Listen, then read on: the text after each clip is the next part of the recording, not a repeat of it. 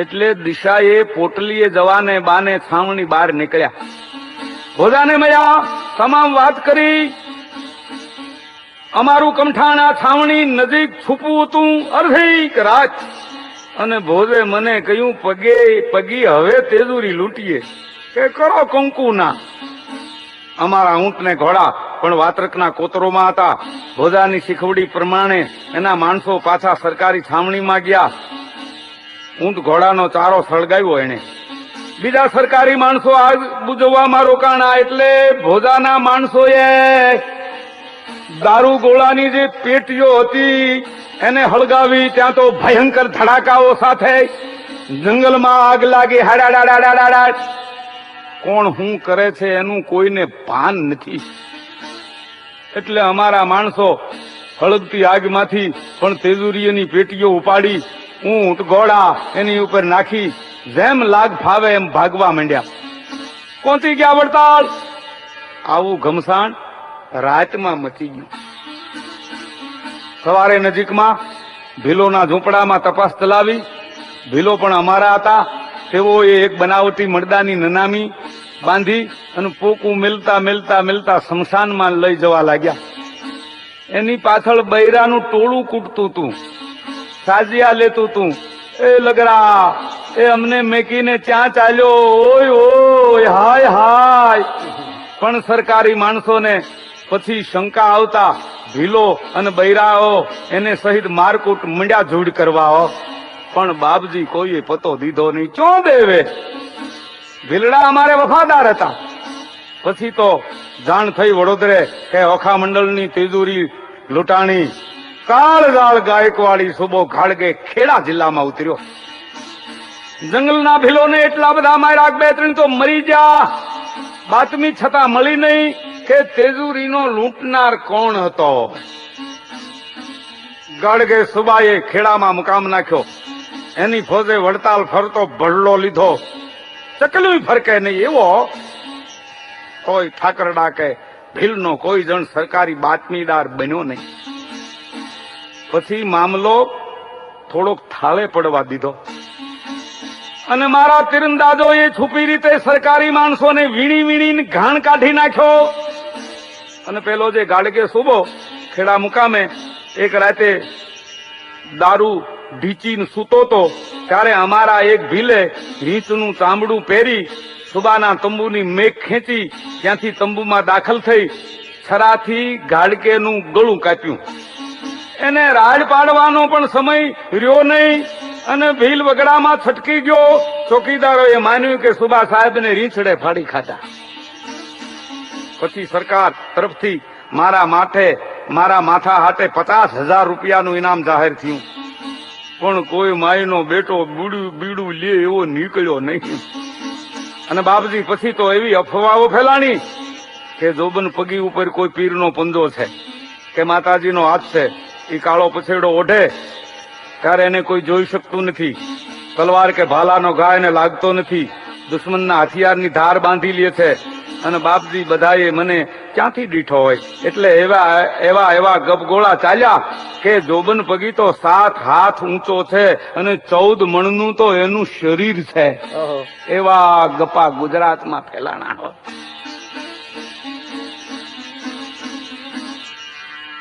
એકવાર શમશેર બહાદુર સેના ખાસ ખેલ ગાયકવાડ સરકાર બીજા સયાજીરાવ મહારાજાએ જોબન વડતાળાને કહ્યું, તમારી તસ્કર વિદ્યા મારા રાજમહેલમાં અજમાવો ની. અરે બાપજી, ભગવાનની મને આજ્ઞા છે કે હવે ચોરી ન કરવી.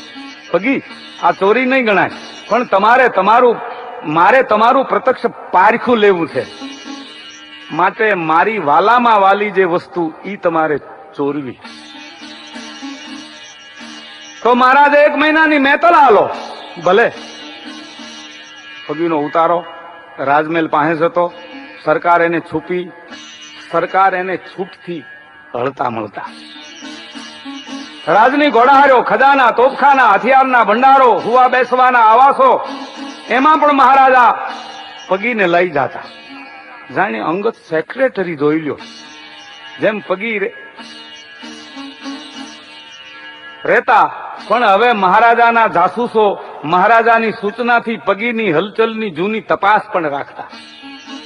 પગી પોતાના દાવની વાટ જોઈ રહ્યા છે, ક્યારે મોકો મળે. એમાં શું બનતું ભાઈ કે મહારાજા દરરોજ રાત્રે વહેલા જાગી ઘોડાથી જુદી એક તબેલામાં બાંધેલ વછેરી ઘોડી ઉપર બેસીને ફરવા જતા. પાછી આવી ખુદ સરકાર આજ ઘોડીને પોતાના હાથથી ખીલે બાંધતા.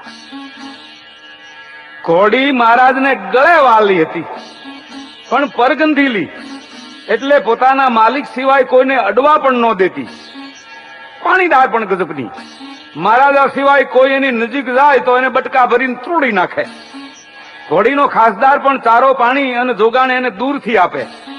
ટૂંકામાં મહારાજા સિવાય કોઈ એની ઉપર સવારી કરી શકે નહીં. પગીએ નક્કી કર્યું કે ઈ જ ઘોડી ચોરું તો હું જોબન વડતાળો. પેલા તો પગીએ ચોરી માટે જોઈતા સાધનો હાથ કર્યા અને પોતે જે ઘોડો રાખતા એની ઉપર બેસી અવારનવાર બહાર પણ જતા. એક દિવસે પગી વડોદરાથી 2 ગાંવ દૂર ઘોડે ચડી અને ઉપડી ગયા.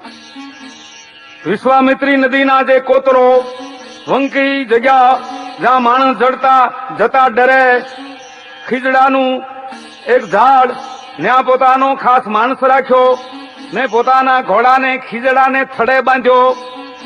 અંધારું થયું, આવ્યા પાછા ગામમાં અને રાજમહેલ પાસે પોતાને ઉતારે આવી અને વાળું પાણી કરી આગલી રાતની એક ઊંઘ પણ લઈ અને જોબન પગી પછી જાગ્યા. મહારાજા પહોંચ્યા હતા. ઈજ મહેલ પછવાડે બિલ્લી પગે આવ્યા. ડાબલી માંથી ચંદન ઘો કાઢી ફટકારી મહેલના ધોખા ઉપર. ચંદન ઘો ત્યાં ચોંટી ગઈ. એની પૂંછડીએ જે હીરની દોરી એમાં પોતાના પગના અંગૂઠા ભરાવી જપ જપ જપ જપ જપ કરતા રાજમહેલમાં પગી ચડી ગયા. મહારાણા મહારાજા અને મહારાણી છત્રી પલંગમાં પોઢ્યા છે. જાગો લોકો મત સુઓ, મત કરો નિંદર સે પ્યાર, જૈસો સપનો રેન કો ऐसो है आ संसार. વાહ. બે ઉપર પગીએ ઘેનની ભૂકી છાંટી. ત્યાં તો મહારાજા અને મહારાણી ગાઢ નિદ્રાને આધીન થયા. પગીએ બેયને મનથી પ્રણામ કર્યા. પછી ખીતીએ જે મહારાજાનો પાયજામો જભ્ભો પાગ એકદમ પહેરી લીધા. મહારાજા ઘોડી ઉપર ચડતી વખતે જે સોટી રાખતા એ પણ હાથ કરી લીધી. એમ હરાર કરતા મહેલથી જેમ આવ્યા હતા એમ ઉતરી ગયા. આવ્યા પરગંધીલી ઘોડીને તબેલે. ખાસદાર સુતેલો, એના ઉપર પણ ઘેનની ભૂકી છાંટી એટલે એનું ગોયું પણ પાકી ગયું. ઘાટી ઊંઘમાં પડ્યો. પછી પગીએ મનમાં શ્રીજી મહારાજનું સ્મરણ કર્યું. પરગંધીલી ઘોડીને બરડે હાથ ફેરવ્યો. ઘોડીને પોતાના માલિકના કપડાની ગંધ આવતા હલીક ચલી નહીં.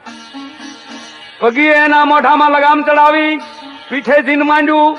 પછી ખીલેથી છોડી લઈ આવ્યા. તબેલા બાર સડક કરતા બેસી ગયા ઘોડીની પીઠ ઉપર. અને હવે દરબારગઢને મુખ દરવાજે ત્યાંના પહેરેગીરોએ પગીને મહારાજા માની તાજીમ લીધી. દ્વાર ખોલ્યા. પછી આવ્યા શહેરને દરવાજે. ન્યાના ચોકીદારે પણ સલામ ભરી દરવાજા ઉઘડ્યા અને પગીએ ઘોડી ઉપાડી મૃતલોકના વિમાનની જેમ ખરારા. હવે વિશ્વામિત્રીના કોતરોમાં ખીજડાને થડે પોતાનો ઘોડો અને માણસ હતા ત્યાં આવ્યા. આ ઘોડીને નજીકના બીજા કોતરમાં એક ઝાડને થડે બાંધી અને પેલા માણસોને કહ્યું કે હવે આ ઘોડીનું ધ્યાન રાખજે, એને ચારો પાણી દૂરથી નાખજે, ભૂલે ચૂકે જો નજીક જઈશ તો તને ફાડી ખાશે.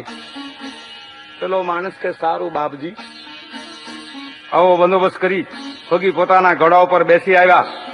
શહેરને બંધ દરવાજે સોટીના ટકોરા માર્યા. મહારાજા પાછા પધારેલા માની દરવાણીઓએ દરવાજો ખોલ્યો. પગી શહેરમાં પ્રવેશી રાજમહેલને દરવાજે આવ્યા. સોતીના ટકોરા ન્યા પણ માર્યા. ચોકીદારોએ દ્વાર ખોલી પગીને સલામ ભરી મહારાજા માની. પગીએ મહારાજાનો વેશ આબે હુબ ભજવો. આવ્યા પોતાને ઉતારે ઘોડો બાંધી વળી આવ્યા રાજમહેલને પછવાડે અને પેલી ચંદણ ગો હજી ત્યાં ટીંગાતી હતી, એની દોરીએથી વળી ચડ્યા મહેલના ઝરૂખામાં. રાજા રાણી તો બાપ ઘેનમાં હતા. પગીએ સરકારનો જામો, પાક, સોટી એને ઠેકાણે ગોઠવી દીધા અને પાછા ઝરૂખે આવી ખારા કરતા મહેલની નીચે ઉતર્યા અને ચંદનગો ખેંચી લીધી. ડાબલીના ગોઠવી પોતાને ઉતારે આવી નાઈ ધોઈ પૂજા પાઠ કરવા લાગ્યા. ત્યાં તો રાતના ચોથા પહોરના રાજ દરબારના ચોઘડિયા વાગ્યા. કડેંગ ધેંગ કડેંગ થેંગ. ઘડી એક ઘડિયાળા તોય છત્રપદ સેત્યા નહીં.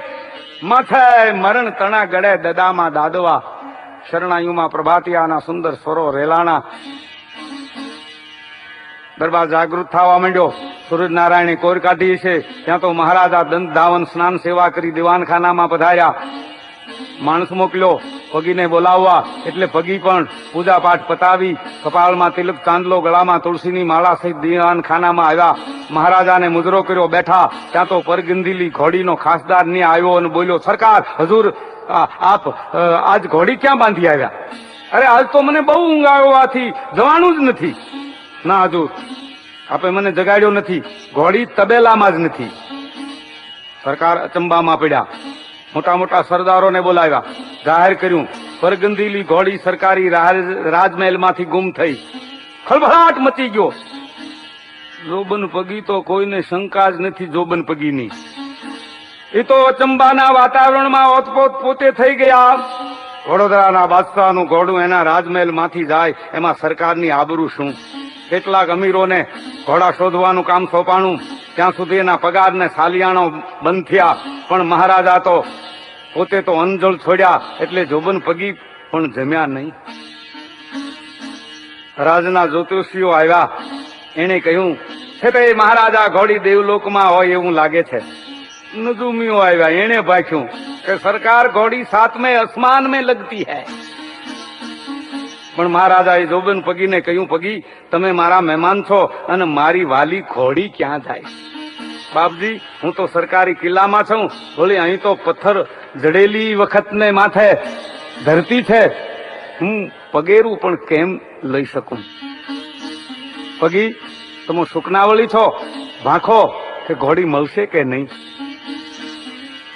જોબન પગીએ ઘડીક સ્વામિનારાયણ ભગવાનનું ધ્યાન ધર્યું. પછી આંખો ખોલી. ત્યાં રાજ મંદિરના શિખર ઉપર બેઠેલો કાગડો બોલ્યો. સાંભળીને પગી કહે છે, બાપજી ફકર કરતા નહીં. કાગડો કહે છે, ઘોડી વડોદરાની હજમાં છે. મહારાજા અમીર ઉમરાઓને સાથે લઈ પગી આવ્યા. વિશ્વામિત્રી નદીના કોતરોમાં વિકટ સ્થળે વૃક્ષને થડે ઘોડી બાંધેલી દીઠી હોવે. ઘોડીએ જેમ મહારાજાને જોયા ત્યાં તો હણહણાટ કરવા માંડી. જોબન પગીજા ઘોડી પાસે ગયા ત્યાં તો ઘોડી એને કરડવા અવળકા કરવા માંડી. મહારાજા બાપો બાપો બાપો કરતા ઘોડી પાસે ગયા. ઘોડી તોફાન કરતી બંધ થઈ, ધીરી પડી, વાલ બતાવવા લાગી. મહારાજાએ એને ડીલે હાથ ફેરવ્યો. પછી સવાર થયા. સવારી રાજમહેલે આવી. ખુશાલીમાં દરબાર ભરાણો. ઠાકોરો વહેંચાણી. મહારાજાએ જોબન પગીને કહ્યું, આવો અદભુત ચોર કોણ હશે? બાપજી, જોબન વડતાળો. આપના આગ્રહથી મારે તસ્કર વિદ્યા અજમાવવી પડી. પગીએ બધી વિગતથી વાત કરી. મહારાજાએ પગીને પોતાની પાક, પોશાક, સોટી, હીરાનો હાર, વળી રોકડ રૂપિયાની પેરામણી કરી. સરકારની ઈચ્છા આ બહાદુર પુરુષને વડોદરાના અમીર તરીકે રાખવાની હતી. પણ જોબન પગીએ અખિલ બ્રહ્માંડના નાથની ઓળખાણ કરી લીધી હતી. વડોદરામાં ઈ કેમ રે? કેટલેક દિવસે પગી વડતાળ આવ્યા. શ્રીજી મહારાજ વડતાલ પધારતા ત્યારે જોબન પગી અક્ષરધામના તખતના પેરેગીર બનતા અને વડતાલથી ગઢપુર જતા ગઢડા ત્યારે અક્ષરધામની ઓરડી પાસે છાપરીમાં રહી રાત દિવસ પહેરો ભરતા અને શ્રીજી મહારાજની પોતે ચોકી કરતા. પગી ગઢડાથી પોતે શ્રીજી મહારાજના ચરણની રજ વડતાલ પોતાને ઘેર લઈ આવેલા. આ રજ પોતે જમતી વખતે હંમેશા થોડી થોડી ભોજનમાં ભેળવી અને ખાતા. એમાં એક દિવસ શ્રીજીના ચરણની રજ ખૂટી. ત્યારે પગી બોલ્યા, ઓહો પ્રભુ સ્વધામ પધાર્યા પછી મને 3 દાયકા સુધી ચરણની રજ પ્રાપ્ત થઈ. અરે હવે નથી, તો મારું આખું પણ પૂરું થયું. પોતે ભોજનનો ત્યાગ કર્યો અને ત્રીજે દિવસે અક્ષરધામના વાસી થયા. ત્યારે ઈસવી વિક્રમ સંવંત 1917 સાલ હતી.